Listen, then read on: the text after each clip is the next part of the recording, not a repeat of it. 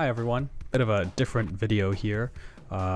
Sonic Frontiers comes out in less than a week, and I wasn't going to talk about this game, like, at all, but my opinion on this game has changed quite a bit, especially in the past, like, month or so, and I thought it'd be cool to make a video, like, right before it drops, because I just want to sort of talk about it and see what I think about it, you know, before the game comes out, and then see what changes after the game comes out. Now, quick disclaimer, I'm not one of those Sonic fans that like analyzes the trailers and watches them over and over again. No, I watch like each trailer maybe right when it comes out, maybe a few days after, if something looks interesting. Like I don't, you know, I'm not that guy that like hyper analyzes everything. So, you know, I'm just like casually, I'm a big Sonic fan,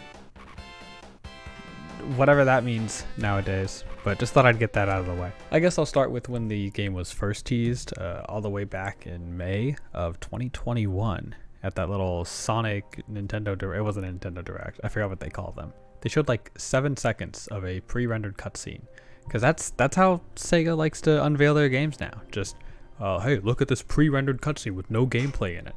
So they can get people hyping up the game and say that there's nothing bad about it. I don't have much to say about this. People were speculating like crazy, but I was just like, okay, boost gameplay, I guess. I was also pretty distracted by the fact that Origins was just announced. I only cared about learning more info about that. Man, I'm so excited to play these definitive versions of Sonic 1, CD, 2, and 3 Knuckles. Oh, what a fool I was. But yeah, the game would get another trailer at the 2021 Game Awards, and I thought it looked meh. Very ambitious for a Sonic game, which is not what they need right now. Sonic Team has proven time and time again that they aren't really capable of doing new things like that, at least not that big of a leap and a jump from last time. They do their best work when they take a formula and they sort of polish it up and make it better. Look, I hate to be that guy, but for a sequel, if you took the gameplay of Sonic Forces and cleaned it up a little bit and made the levels more interesting, you could potentially have a solid game on your hands. That isn't what they opted to do though. This was completely different, and I wasn't impressed. It looked boring. Everything was empty. Nothing about this screamed Sonic. It was just you run around and fight some enemies, so what? It didn't look interesting, but it was early on, so you know, I withheld my judgment. Fast forward to summer 2021. Sonic Origins is about to come out, and I'm mostly only caring about that. And then they announced that Sonic Frontiers coverage was coming soon, but it was being done by IGN of all people. And I was like, what the hell? What a terrible decision. This is like when the Sonic social media collabed with the Game Grumps. Everyone loves me, except for most people. I'm not an IGN hater, but I would not trust them to showcase a Sonic game. That's like the equivalent of Square Enix going to Scott the Woz to promote the new Final Fantasy. Yeah, Scott the Woz loves video games, but he's not exactly an RPG guy. IGN has been notorious for having awfully written Sonic reviews for years, plus bashing on the Sonic community as a whole. I'm not playing the audio clip from this video, but if you watch it with your eyes, you know exactly what I'm talking about. So I think it was pretty dumb to trust these guys. Who would I have trusted instead? I don't know. Literally anyone else.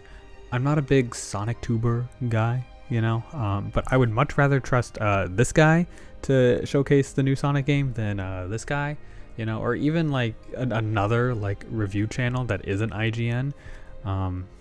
Maybe I do hate IGN. You know, I take back what I said earlier. I do hate IGN. I do think they suck. And you know what?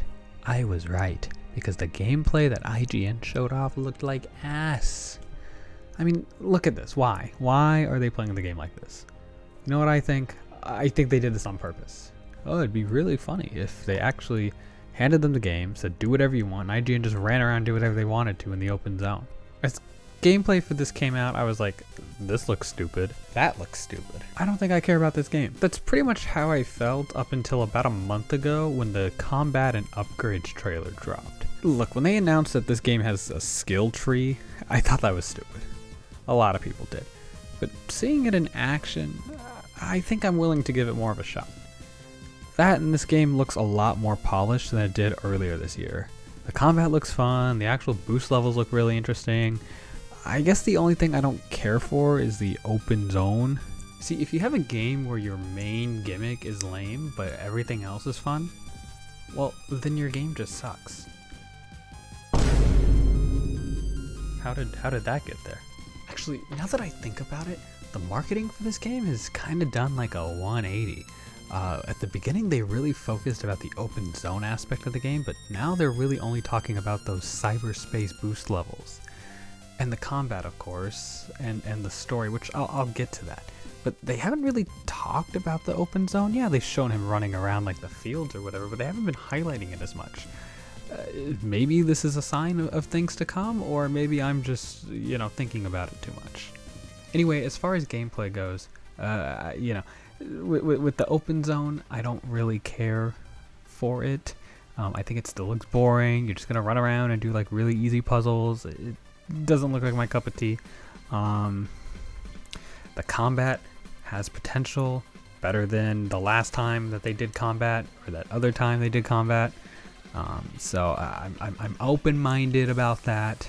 I think the last thing I want though is like a level where I feel like I'm going fast, and then all of a sudden it's like the pacing is like it feels like someone's like throwing a brick at me. That's what playing a game like Sonic Heroes feels like. You're going really, really fast, and then boom, stupid enemies you gotta fight. That shit's annoying. And then finally the story, right? So the whole gimmick is that Sonic somehow ends up in New Zealand without any of his memories, and he has to run around, get his memories back, get the Chaos Emeralds, and find his friends. Which for a Sonic story being released, I don't know, post like 2001, that's pretty ambitious. But I don't think too much of it. I don't think it'll be that crazy. I think something a lot of Sonic fans get mixed up is the difference between having a good story and having a good script. A lot of Sonic games have a good story, but they have a terrible script. Now this one, Sonic Frontiers, is being written in English, and it's being penned by Ian Flynn, who is one, a Sonic fan, and two, has written good Sonic shit, like the comics and a bunch of these cartoons that are all really, really cool. And I trust this guy. I know not everybody likes him. I know they say that he destroyed Sonic's character in the comics or whatever, but I don't care about that. I care about having a good script. Something that if I replay this game again, I'm going to enjoy. And not in the same way I enjoy Sonic Forces. That's a different kind of enjoy. Anyway, I guess final thoughts. I'm kind of going off script here.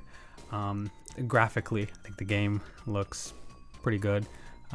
Nothing super mind-blowing.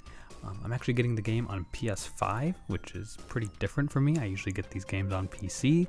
However, I wanted one, a physical edition, which PC doesn't offer, and two, I bought a PS5 and I need to justify that by owning a PS5 game. Kind of sucks that I only use my PS5 for PS4 games, so it won't be my first PS5 game.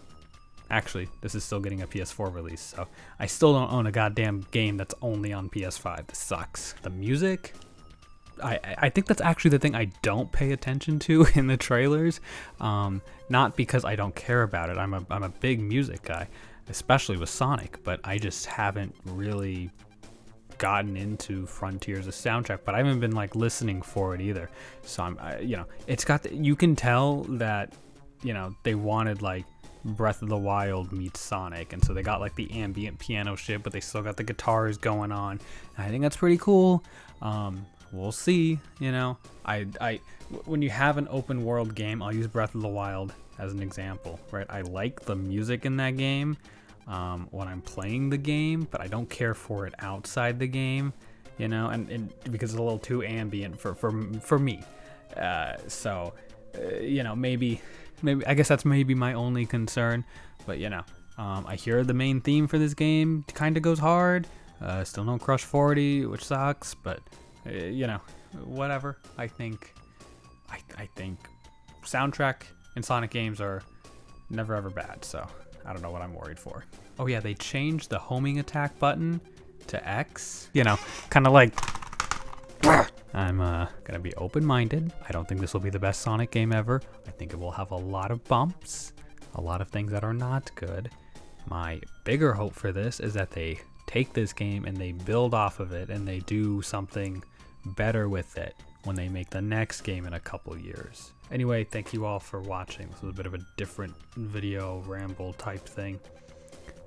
Just one quick announcement. I did recently sort of launch my Patreon. My Patreon's been a thing for a while. I think even in the last video on this channel, I had my patrons in there, but I'll be putting the link into the description of this video. You can get your name in the outro, which is being featured right here. These are my patrons. I should hopefully time it properly. All the info for that is over on my Patreon. Of course, go follow my main channel if you're not already. And yeah.